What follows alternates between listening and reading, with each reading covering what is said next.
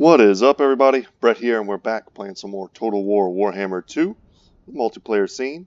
My YouTube channel is Good Talk Gaming, and we are going to be playing on the Fall of Man map today, an awesome map that you really don't get to see a lot of battles played out on. I'm going to be playing as the Empire. My opponent is going to be the Warriors of Chaos, and today is going to be a bit of a different one. Okay, so my opponent and I, this is not on the ladder. We were in multiplayer looking for some 2v2s, some 3v3s. My opponent let me know right off the bat. He said, hey, I'm an inexperienced player. I'm trying to get better. We were in chat pretty much the whole time talking to each other. And I was kind of trying to help him to figure out how to use some of the hotkeys and things like that. And I thought, you know what? Let's go ahead and spend today talking about things to know if you're a newer player. And some of the few things that can help you to kind of get to that next level in the multiplayer community. So first thing I would say, my first bit of advice is play the campaign, right? The campaign is trial by fire. You can experiment all you want. There's nobody rushing you. There's no one who's going to out micro you, right? And you take time to kind of intimately learn the units, right? The biggest thing is having that knowledge base. I know what every single unit on my side of the battlefield does. I know what every single unit on my opponent's side of the battlefield does. And because of that, I feel like I have the advantage. So getting knowledge out of the way, knowledge is something anyone can acquire.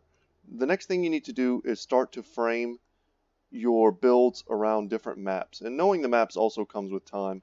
But here, I went with a pretty nice mix of units. I wanted to challenge myself, challenge my own micro, but also to have a diverse enough army that way I could deal with various threats, but also to tax my opponent's micro as well, having lots of different cavalry, artillery, having different types of infantry. You see here I have 3 units of great swords kind of holding this gap, and I have halberdiers on the other side. I have different types of hero units. I have a witch hunter, a bright wizard, and a warrior priest. So my build is very unorthodox. I have some unbreakable units. My arc lector here is rolling with some Reichsguard. So very, very unique kind of army composition for the Empire. And my opponent went with a build that honestly I don't hate if you're a newer player. So I was new once. I remember the units that were very easy for me to micro and the ones that were very difficult for me to micro. And I remember when I played my first campaigns, where I had my most success. And definitely playing as the Warriors of Chaos, I would highly recommend if you're a newer player. Their faction is a lot more straightforward. I mean, even their artillery, right?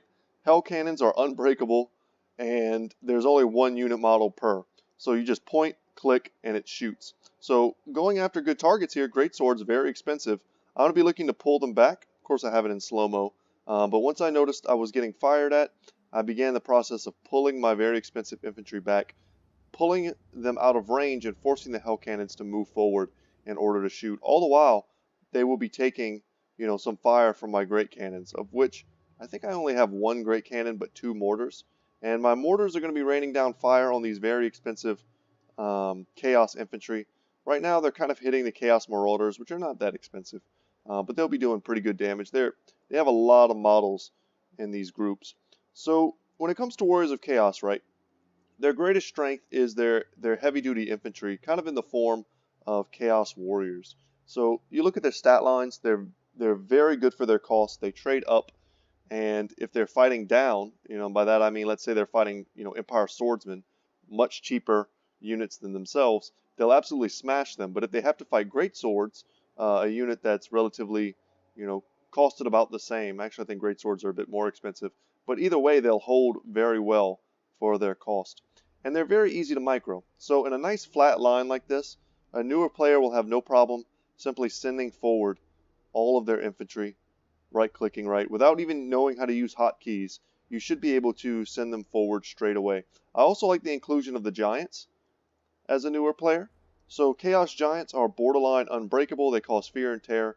And there's really nothing you need to know about them other than, hey, send them into the infantry and keep them away from pointy spears, right? If you can do that, you can manage a giant. And then off on the wings here, we see 4 units of Chaos Warhounds.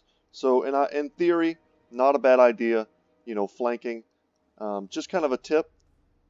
4 Warhounds together, very hard to use this way, unless you have a very big open map. Sometimes what you can do is, and this is going to sound kind of funny, if you've ever seen the movie or read the book Ender's Game, at the very end, there's a point where he puts all of like the little ships around the main ship, and then he shoots them forward one at a time to kind of clear a space, right, for the big laser beam to destroy the planet, right? Spoilers, anyway. So in my mind, that's kind of how I use them as well. You could send them in kind of one at a time. Let's say I have all of these different elements here defending. You break them off one at a time. This Warhound goes to this Reichsguard. This Warhound goes to this Reichsguard. And you're sacrificing them so that the last 2 can go up and around all the way and get into the artillery.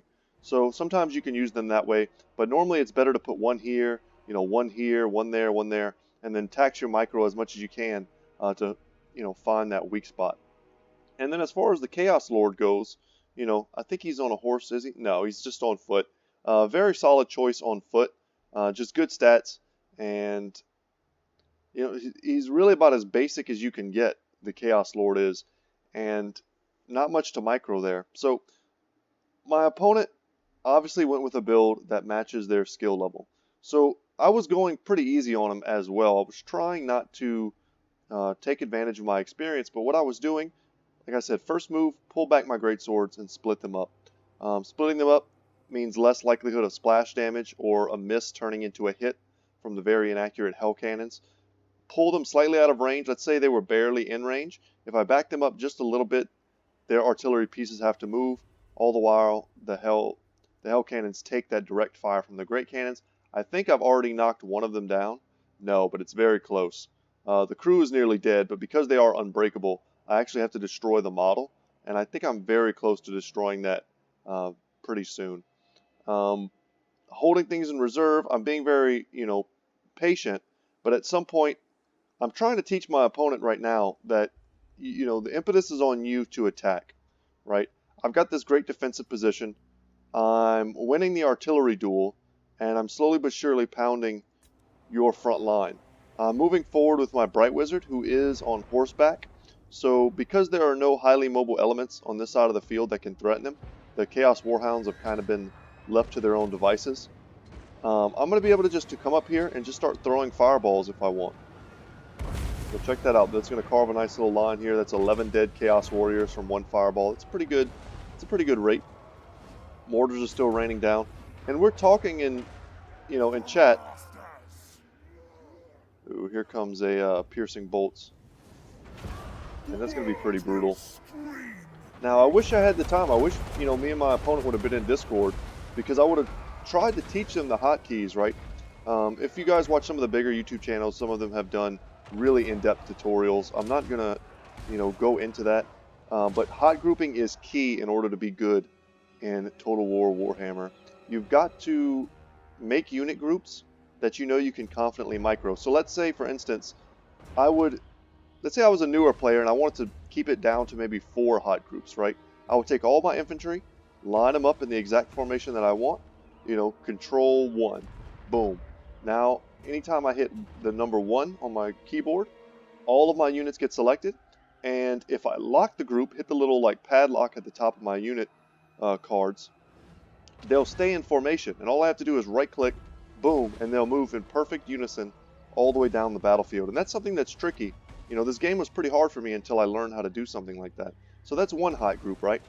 Then let's say I want to put a giant here, and a giant here, you know, control 2, bam, lock it in, and then when the time comes to attack, I just right click, and they walk straight forward and engaging against the first unit that they can that is appropriate for them. You see there my cannon knocking down the Chaos Giant. That's pretty awesome.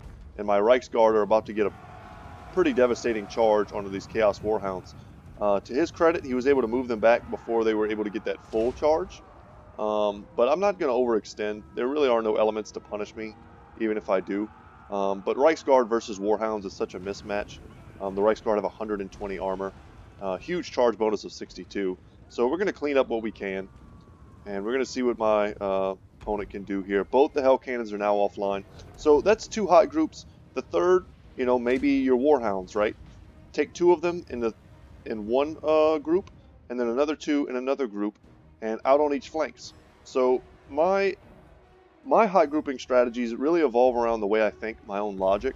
So right in English we read from left to right. So 3 here, 4 here. In my mind that makes sense, right? So my 3 group of warhounds would be here, my 4 group here. My first group is pretty much always my infantry. My second group is always like some sort of secondary line or monstrous unit or defensive infantry. Let's say I had a unit here protecting my artillery. I might put them into my hot group 2 so that I don't ever unintentionally move them whenever I go to move my front line. And lastly, I usually try and maintain my artillery for last. They usually get like my 5 or 6 spot when it comes to my hot groups. And then lords, they're one-off units. Usually you don't even need a hot group for them as long as you remember to click on them, either on the battlefield or on their unit card. But learning the hot groups is such a great shortcut for maneuvering your units. So out on the flanks here, I have some Empire Knights. Just a cheaper variant of what I have on the other side. The other side I have 2 Reichsguard and Art Lector. On this side I have a Warrior Priest and 2 Empire Knights. I'm going to be looking to get some free charges into these units. They're not spearmen or anything like that. They're not braced. So taking a full charge here from Empire Knights, it's going to be pretty brutal. And they're going to bowl over the Chaos Warriors. And we're going to pop all my buffs to see if we can't instantly nuke down these Chaos Marauders before they're able to return any sort of damage onto my Knights. Mortars are still raining death. I'm periodically switching the targets to kind of maximize my damage. I want to be hitting the biggest groups that I can. And my opponent, realized, hey, I can't sit back. I have to move out. And that's what they're going to be doing. My cannons have now switched over to the Giants. And they're going to be doing some pretty sweet damage. One of them actually gets knocked over again. The Giants are pretty powerful. My group of Reichsguard here is going to block up this position. And against Chaos Warriors, with this kind of support, there's no real need to cycle charge. If we just grind it out for a minute, these units are very healthy. With Grand Shield of Faith, plus 22, magic resistance, and extra melee attack. They're at 60 right now. They'll beat the heck out of Chaos Warriors. And then when you need to, you pull them back. I've got all my halberdiers, my great swords are still in reserve. They're fighting just regular marauders right now, and they will absolutely wreck them. So, in general, I guess what I'm trying to say is that pick a race that you're comfortable with after you practice a good bit in the campaign mode. Chaos, I think, is an excellent race because they're a very straightforward faction. So, good pick there. But learn the hot groups if you can, and then practice using them. And even with a build like this, which isn't necessarily competitive, you'll start being able to do well enough that way when the time comes for you to start branching out into new strategies, your foundation will be there. You'll understand how to use the hot groups. You'll be able to quickly, cycle through to your Lord and casters, use the spells efficiently. Here I've managed to kind of blob up my opponent, so I'm using my mortars and my spellcasting to great effect. And even then, the Giants are going to be absolute terrors versus these great swords. My flagellants are being held in reserve. That was a big fireball coming in from the Bright Wizard. Activated his Power Stone to make sure I'm regenning. The Great Cannons are having probably a hard time figuring out who to focus. The Chaos Lord has been forgotten about. Perhaps even for the best, because I might have been able to hunt him down. My flagellants, which are unbreakable, being held a bit in reserve. There's no reason to engage them if the Great Swords and the Halberdiers are still holding. But I can use them over here to prop up the Empire Knights. There's no reason not to at this point. Buffs keep going down. It's going to make me very durable. And the Reichsguard are doing a good job at holding back tons and tons of units, blobbing them up for my Bright Wizard to make good use of. And I've got my... oh, that feels good. And that's also going to reduce any type of residual magic damage that I take. That bombardment, that white bombardment spell, what it does is it also gives you magic resistance in that AoE. So if any of those stray bolts were to hit my knights, they would do almost no damage. But I was able to get my Witch Hunter up here on the hill, and he's been sniping the Giants the whole time, using his accusations to drain them of HP. But now the Big Daddy Giant is on top of him. What a brave lad. I think after that one I would run. I wouldn't want to get breathed on by a Giant. So Giants are basically unbreakable. They're almost like failure proof. There are certain units that I would say have very low risk to taking them in battle. Now, giants can be easily sniped by cannon fire, that's true. And handgunner fire is very effective, even crossbow fire. Any type of ranged is very effective against chaos giants. But in numbers like this, there's such huge damage sponges, and when you play on Ultra as well, I think they're closer to like 11,000 HP, and they're nearly unbreakable. You just have to get them into the front lines, and if they take a ton of fire, it's like, that's fine. That's fire that your front line isn't taking, and that this giant is ultimately taking. And even though I was able to, so handily deal with my opponent's front line, his artillery resources, his mobile resources in terms of the hounds, the giants are still in here, so I think they're a pretty safe pick. If you're going specifically with chaos, I would say, warriors and marauders, great, kind of thing you can't mess up. Chaos Lord also fine. I would, if I was my opponent, I would probably have brought some sort of magic user. Chaos has access to, Lord level casters. Perhaps try experimenting with that. That way you get the best of both worlds. Up on a dragon, a Chaos Lord caster is a pretty effective combatant. So you go wide with your infantry, right? The Hell Cannon maybe only take one. If it gets focused down, fine. You haven't put a ton of resources into it. But if it doesn't, maybe it'll shoot all of its ammunition, and that'll be, a good strategy as well. So right now you'll notice we have to kill the rest of the Hell Cannon. The crews, they are unbreakable. There are a bunch of Chaos Dwarves hanging out back here. See if we can get down to their level. This one Dowizar just hanging out. Can't wait till they're added to the game. It's cool to see that they already have models in. Hopefully in the next one, Warhammer 3. But it's just like, play to your strengths and your weaknesses, right? Let's say you're a player with really great micro. You're just new to Total War. Learn the hotkeys as fast as you can. Because in time, the knowledge of the game will come. And meanwhile, you'll be able to lean on your micro experience. So I wanted to say thank you to my opponent, Miles. Kind of you to play out a game against a more experienced opponent. I know that's not always the most fun, but hopefully in chat we kind of talked and maybe he picked up on a few things. I'm not really going to say too much about kill counts and stuff. That doesn't really matter. I liked my formation in the beginning. It was very defensive around my artillery. It had a nice mix of anti-infantry, which is great against chaos because these guys are, I like to call them like can opener units. They are armor piercing and very good against chaos warriors. And halberdiers are kind of the same way, except for towards large. And then when you absolutely have to hold a line for a little while, which is something you may have to do when you have this much artillery, flagellants are great, and they'll pretty much beat down marauders. They're a bit more expensive than they used to be, but I usually find that they still can maintain their value. And yeah, I went with a pretty deep hero core. My Witch Hunter did a lot of damage for not a lot of kills, and then sticking these Arch Lectors here with their buffs, their combat buffs, in and amongst the Knights is a nice strategy, a nice tactic that I like to take. You can augment them as well with fire damage in an AoE, which can basically turn like your Empire Knights into like Knights of the Blazing Sun, essentially. And against certain matchups, specifically undead or wood elves, if they're going like treeman style builds, you can get a lot of value from them that way. And then the Bright Wizard, of course, I'm just looking for blobs, and if no one would have blobbed up for me, I just would have spammed Fireball all day. A very cost-effective spell. And my opponent's build, like I said, just very conducive to a newer player.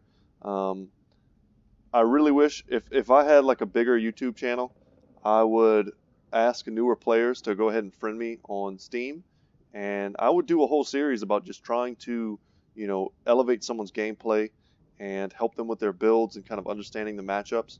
I would love to do that. To be honest, guys, if you're out there and you're watching my channel and you're not that good at the game, and you feel like there's areas you can improve. I mean, I'm not trying to say that I'm the best in the game, because I'm certainly not. And there was a time when I played this game every single day for an hour or two at a time, and it's been a little while, so the meta kind of gets away from you sometimes. But if you're interested and you would like to do like a little Discord chat style, like maybe like a mini series, we could do 1 or 2 or 3 videos. We'll see how it goes.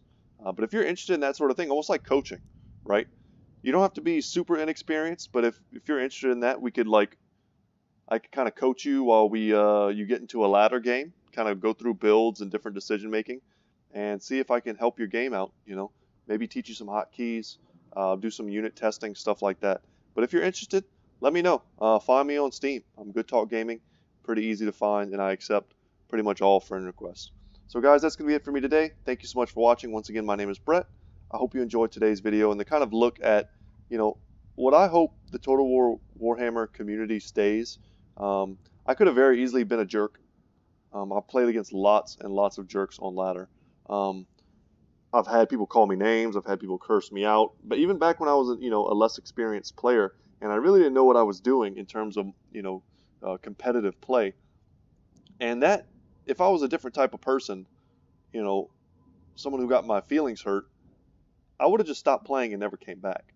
So having a player like Miles say, hey man, I'm a newer player, and then instead of me being a jerk and just trying to crush him, I talk to him the whole time, and instead of me using the full force of my micro and awesome abilities, I play with him in a way that kind of helps him to engage me. That's what I hope other people do online as well, because that's the only way to grow a community. Being jerks just scares people away. But anyway, those are my last thoughts. And guys, I will see you in the next one. Take care.